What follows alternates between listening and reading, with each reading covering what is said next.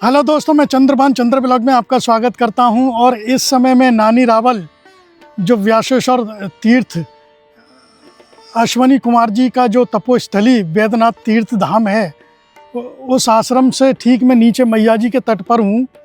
और दोस्तों, मैं कई दिन से यहाँ रुका हुआ हूं, तो कुछ मेरी पर्सनल चीज़ें थी जो कि मुझे बाज़ार से ख़रीदनी थी।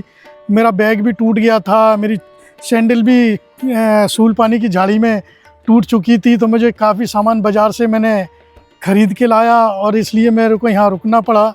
और मेरे एक सहयोगी थे, मेरे मित्र थे सतीश शुक्ला जी, तो वो भी यहाँ 1-1.5 महीने से सेवा दे रहे थे लखनऊ से आकर के, क्योंकि वो लखनऊ के रहने वाले हैं। और तो दोस्तों, इस परिक्रमा में आज मैं यात्रा तो नहीं कर रहा हूँ, लेकिन मैं कुछ वीडियो आज का जो वीडियो बना रहा हूँ, मैं इसलिए बना रहा हूँ कि इस परिक्रमा में परिक्रमा वासियों की वजह से आश्रम में जो सेवादार हैं या आश्रम जो संचालक हैं या आश्रम जो चला रहे हैं, वो कितने लाचार और बेबस हैं। सिर्फ परिक्रमा वासियों की वजह से परिक्रमा वासी की तरह नहीं, वो कुछ अपना, मैं ये नहीं कहता कि सभी परिक्रमा वासी ऐसे हैं, लेकिन कुछ परिक्रमा वासी ऐसे हैं कि उनकी वजह से परिक्रमा वासियों का दिल भर आया है और वो ये समझ लीजिए कि इतने दुखी हो चुके हैं। तो कई घटनाएं हुई हैं और कई बातें हुई हैं और आज भी इन परिक्रमा वासियों की समझ में नहीं आ रहा है। तो कई घटना मेरे सामने भी हुई हैं। तो देखिए, जो मैं जिस तीर्थ धाम पर रुका हुआ हूँ नानी रावल में, वहाँ पर भी मान के चलिए कम से कम 10 या 15 कंबल गायब हो चुके हैं। और उन कंबलों को ले जाने वाला आप खुद सोच सकते हो कि कौन हो सकता है। और अगर मैं कहूँगा तो आप कहेंगे कि आप परिक्रमा में ध्यान नहीं है, आप इन्हीं चीज़ों पर को देख रहे हैं। तो भैया, आने वाले जो परिक्रमार्थी जो अब आएंगे, परेशानी तो उनको होगी ना।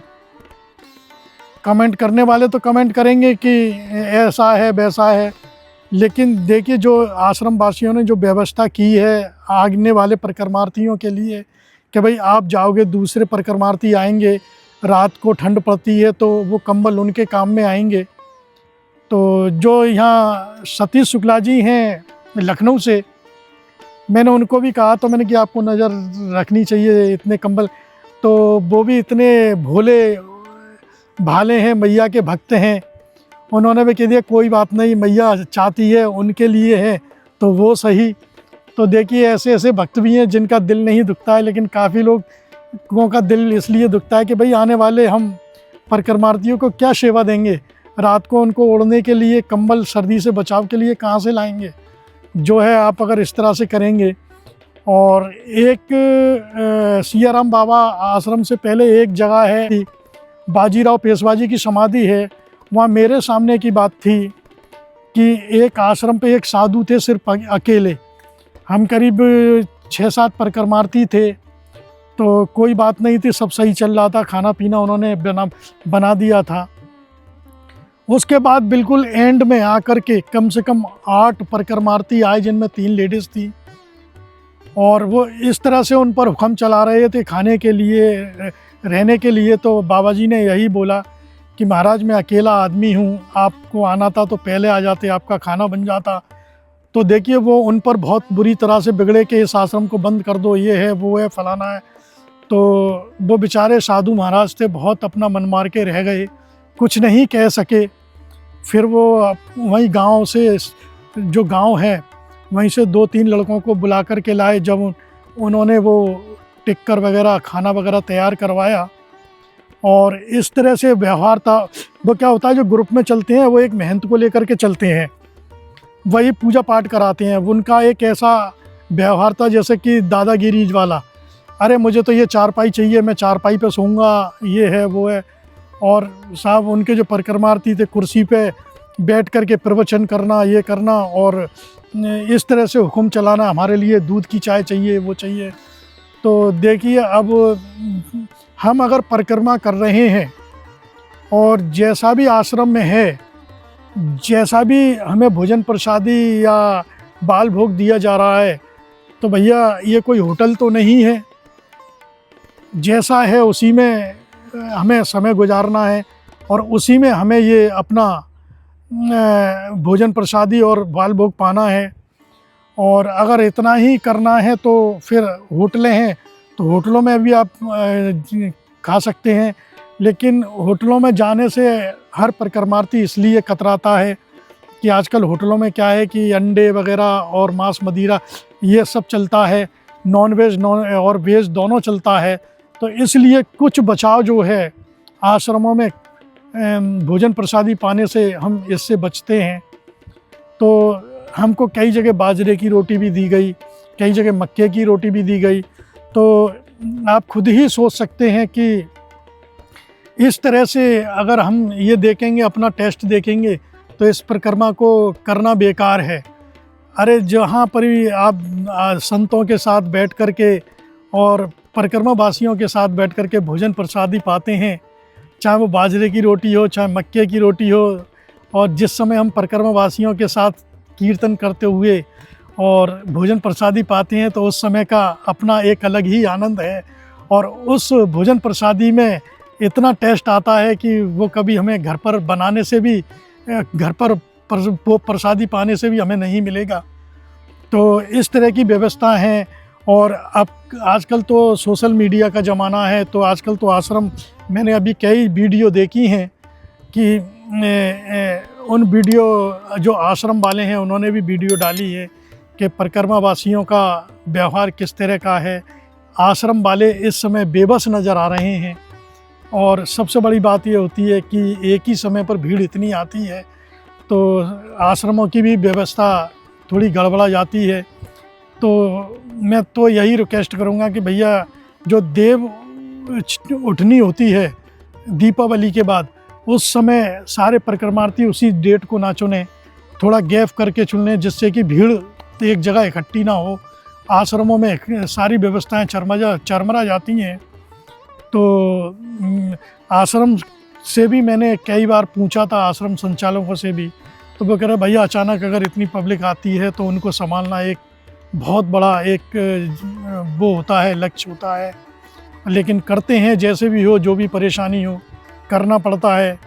कहीं कहीं पर भोजन प्रसादी समाप्त भी हो जाती है, तो उस समय भी परिक्रमावासी गुस्से में आ जाते हैं, कहते हैं आश्रमों को बंद कर दो। अधिकतर परिक्रमावासी ये सोचते हैं कि आश्रमों में पैसा आता है, सरकार पैसा देती है, डोनेट देते। तो भैया मैं एक बात बता दूं, जो बड़े बड़े आश्रम हैं उनमें नियम हैं और उनके नियम के हिसाब से आपको चलना पड़ेगा। नियम में कैसे रहना है, कैसे नहीं रहना है, ये उनके नियम को आपको फॉलो करना है। आप चाहोगे कि हम परिक्रमावासी आते हैं, हर परिक्रमावासी अगर अपनी तरह से डील करेगा तो आश्रम कैसे चलेंगे, आप खुद ही बताइए। कोई अपनी मर्जी, हर आदमी फिर अपनी मन मर्जी करेगा। और रही बात परिक्रमावासियों की, तो सबसे ज़्यादा जो दिक्कत आ रही है वो इनसे आती है जो वाहनों से जो परिक्रमा करते हैं। जो मैंने अभी बताया था बाजीराव पेशवा जी की समाधि पर जो आश्रम था उसके बारे में जो बतलाया था, वो भी कार से आए थे। और कार से आने का मतलब है कि जो पैदल परिक्रमावासी होते हैं वो तो एक अपना समय देख लेते हैं कि 4 बजे 5 बजे तक हमें आश्रमों में पहुंचना है, जगह देखनी है अपने सोने के लिए, और फिर आगे पता नहीं कहाँ कितनी दूर पे जाके आश्रम मिलेगा, अंधेरा हो गया। और जो वाहन वाले होते हैं उन्हें कोई टेंशन नहीं होती है, कोई बात नहीं है, लेट हो गए तो चलते रहेंगे, कहीं भी आश्रम मिल जाएंगे। अब आप एक बात मान के सोचिए, अगर आप लेट किसी आश्रम में पहुंच रहे हैं और आप फिर वहाँ खाने की प्रसादी की आप उम्मीद कैसे कर सकते हैं। आपको किसी भी आश्रम में पहुंचना है तो भैया समय से पहुंचिए, चाहे आप वाहन से हों चाहे पैदल हों। और एक दो परिक्रमार्थी हो तो चलो कोई बात नहीं है, उसके लिए इतना रहता है आश्रम में कि 1-2 रहता है तो वो भोजन प्रसादी पा सकते हैं। और 8-10 आदमियों का खाना बनाने के लिए आपको पता है कि कोई बना के तो रखता नहीं है, वो जितने परिक्रमावासी होते हैं उसी हिसाब से वो उसी समय मैनेज करते हैं खाने का। क्योंकि ज़्यादा से ज़्यादा 6 बजे बाद परिक्रमावासी अपने अपने स्थान पर रुक जाते हैं। तो इस तरह की ये समस्या परिक्रमावासी पैदा कर रहे हैं। और कुछ परिक्रमावासी चाहे पैदल हों चाहे इस तरह से धौंस दपाल करते हैं। एक गोरा कॉलोनी से पहले एक आश्रम था झरवानी में, झरवानी से 2 किलोमीटर पहले आश्रम पड़ता है। उस आश्रम में एक बाबा थे, तो वहाँ एक नियम लिखे हुए थे, आप फ़ोन पर बात करना है तो आप बाहर जाके बात करिए, और आप यहाँ कोई धुआं धपाड़ या चिलम वगैरह या बीड़ी सिगरेट उपयोग नहीं कर सकते हैं, और अपनी मर्ज़ी से आप मोबाइल चार्जिंग में ही लगाएंगे, कोई अपनी एक्स्ट्रा डोरी नहीं लगाएगा। तो उनसे किसी परिक्रमावासी ने कही कि महाराज आप ऐसा काम ना करिए, तो वो तो छूटते ही बोला कि इसके बाप का है क्या आश्रम? अब बताओ, जो सेवा दे रहे हैं उनसे इस तरह का अगर व्यवहार करेंगे तो आश्रम संचालकों पर और जो आश्रम सेवादार हैं उनके दिलों पर क्या बीतेगी। तो दोस्तों, मैं तो बस यही कहूँगा कि अब परिक्रमा आप उस हिसाब से करिए, आश्रम वालों को जो नियम हैं उनके नियम और कायदे के अपनाइए, और हर परिक्रमावासी चाहे वो वाहन से हो और वो चाहे बाइक से हो चाहे पैदल हो, समय से आश्रम पर पहुँचिए, जिससे कि वो अपने भोजन प्रसादी की व्यवस्था आपके हिसाब से तुरंत बना सकें। और भोजन प्रसादी बनने के बाद अगर कोई ग्रुप आता है तो भैया उसके लिए फिर समय चाहिए, समय भी चाहिए, और नहीं भी हो पाई व्यवस्था तो नहीं भी हो सकती है। लेकिन इस तरह से दादागिरी करना कि आश्रम को बंद कर दीजिए, ये कर दीजिए, वो कर दीजिए, तो ये गलत बात है। परिक्रमा वासियों के लिए परिक्रमा रहने दीजिए, इस तरह का व्यवहार मत करिए, मेरी हाथ जोड़ करके रिक्वेस्ट है। और मैं ये नहीं कहता कि परिक्रमा वासियों की वजह से ही थोड़ा हमें भी नाराज़गी का सामना करना पड़ता है आश्रम वासियों का, कि कुछ परिक्रमा वासियों की वजह से फिर आश्रम वासी भी जो है, आश्रम संचालक और आश्रम के जो सेवादार हैं वो लोग भी फिर हर परिक्रमा वासी को एक नज़र से देखते हैं। तो इसलिए आश्रम वासी भी अपने व्यवहार में नम्रता लाइए और परिक्रमावासी भी नम्रता लाइए। ये देखिए मैया जी के तट पर है, आप कहीं तक भी जाइए, थोड़ा यहाँ मगरमच्छों का प्रकोप ज़्यादा है मैया जी के तट पर, तो खासकर आप अकेले मैया जी के तट पर ना बैठें। इन जो मेरे पीछे आप जो चट्टानें देख रहे हैं, इन चट्टानों पर भी मगरमच्छ आकर के धूप सेकते हैं, और आपको इधर भी आपको मगरमच्छ दिखलाई दे सकते हैं।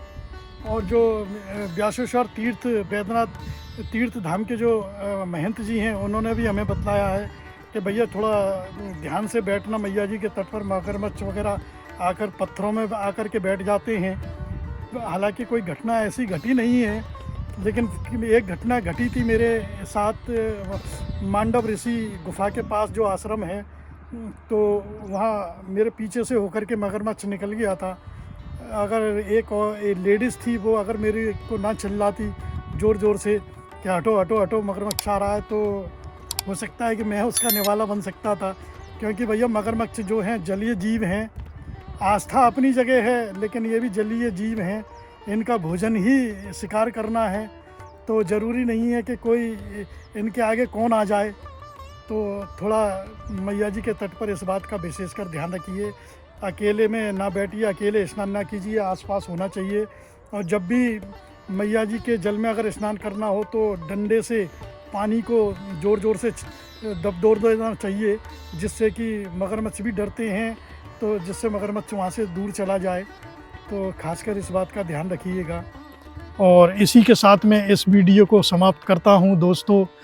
और मैंने आपको इस वीडियो में बताया परिक्रमा वासियों की वजह से आश्रम में जो सेवादार हैं वो बेबस हैं। तो दोस्तों, अब मैं आपसे विदा लेता हूँ, मिलता हूँ अगले वीडियो में। जब तक के लिए नर्मदे हार।